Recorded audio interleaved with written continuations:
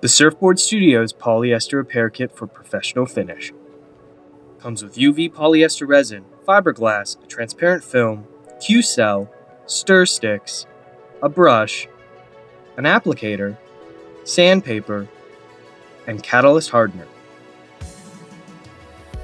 You want to start with an 80 grit sandpaper on your ding. This helps the resin adhere. Mix your resin with the Qcell.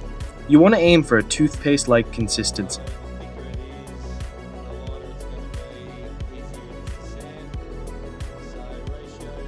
Once you're happy with the thickness, you want to mix in your hardener. The recommended ratio is 1 ml of hardener to 100 ml of resin.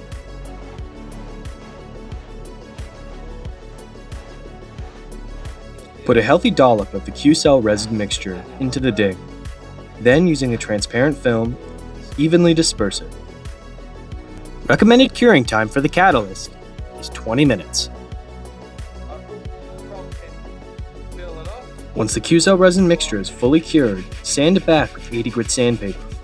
Ensure the Qcell is flush with the board. Zach's going to grab his 2 pieces of fiberglass cloth and his UV resin. Use the squeegee provided to evenly distribute the resin. Zach's careful not to use too much resin, or else that can negatively impact the repair. So when we mix fiberglass, because the resin's heavy, it'll go to the bottom of the glass also. Just try and get your Zach likes to leave the outer ring dry, so that way he knows where to sand when it cures. I always leave.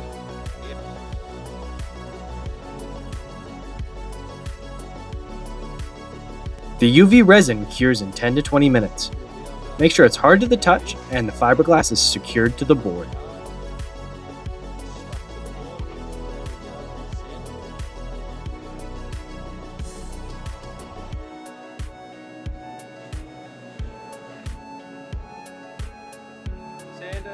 So now there's 2 layers of fiberglass on top of that ding.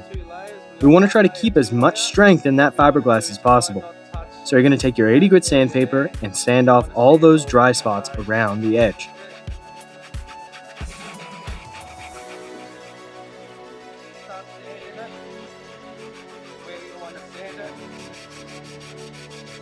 After the edges are blended, you can now put another layer of resin on. Use the brush to smooth it out. Try to get it as flat as possible.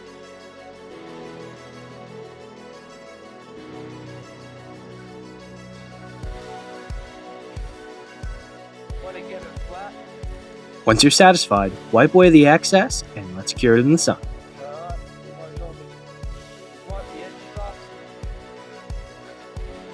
Now it's time to sand back that last layer. Zach's starting with an 80 grit to get the crust off, progressing to a 120.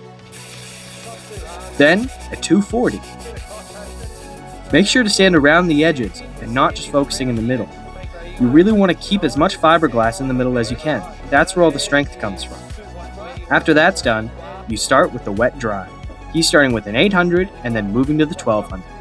This is what really gives it that professional looking finish. It looks good and it's ready for the water.